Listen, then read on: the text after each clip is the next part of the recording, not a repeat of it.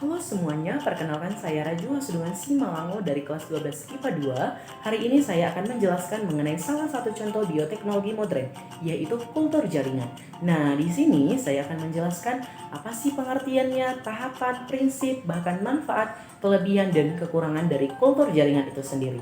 Nah, supaya kita makin paham, kita perhatikan video berikut ini. Nah, kultur jaringan. Sesuai dengan namanya, yaitu kultur jaringan, artinya nama ini dibentuk dari dua kata, yaitu kultur dan jaringan.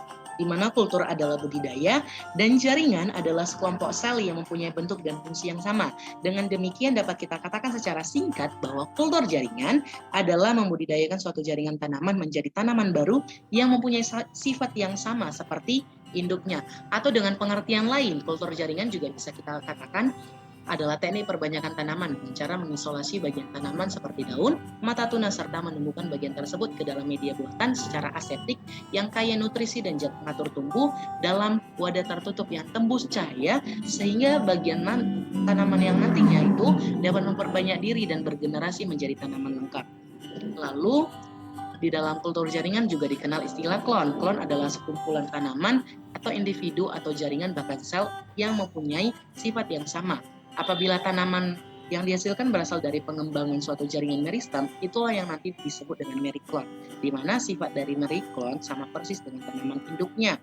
Lalu prinsip dasar kultur jaringan. Nah, kultur jaringan kan merupakan suatu metode untuk mengisolasi bagian dari tumbuhan serta menumbuhkannya.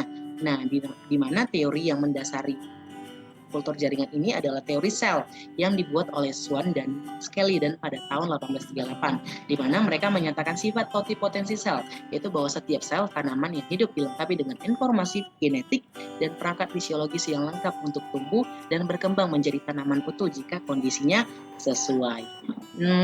Prinsipnya juga harus ditumbuhkan melalui teknik kultur jaringan, tetapi sebaiknya dipilih bagian tanaman yang masih muda dan mudah tumbuh. Seperti apa? Seperti jaringan atau bagian meristem, daun muda, ujung akar, ujung batang, dan keping biji. Lanjut nih kita ke tahapan kultur jaringan yang dimulai dari pembuatan media, lalu ada yang namanya inisiasi. Inisiasi itu adalah pengambilan ekspan, lalu sterilisasi yaitu suatu kegiatan yang di tempat steril.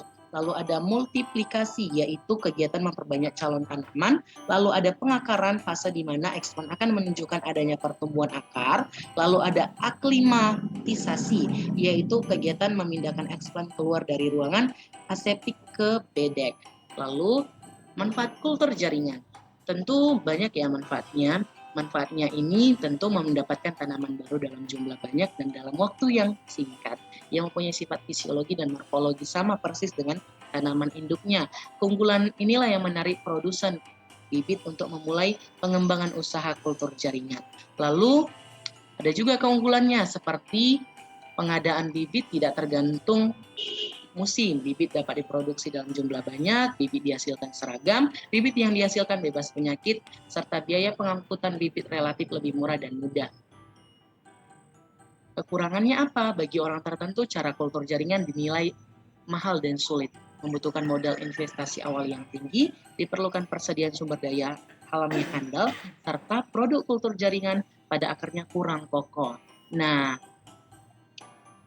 demikian mengenai materi kultur jaringan. Saya harap kita bisa mengetahuinya dengan mudah dan bisa mempelajarinya bersama-sama dengan mudah. Terima kasih dan sampai jumpa.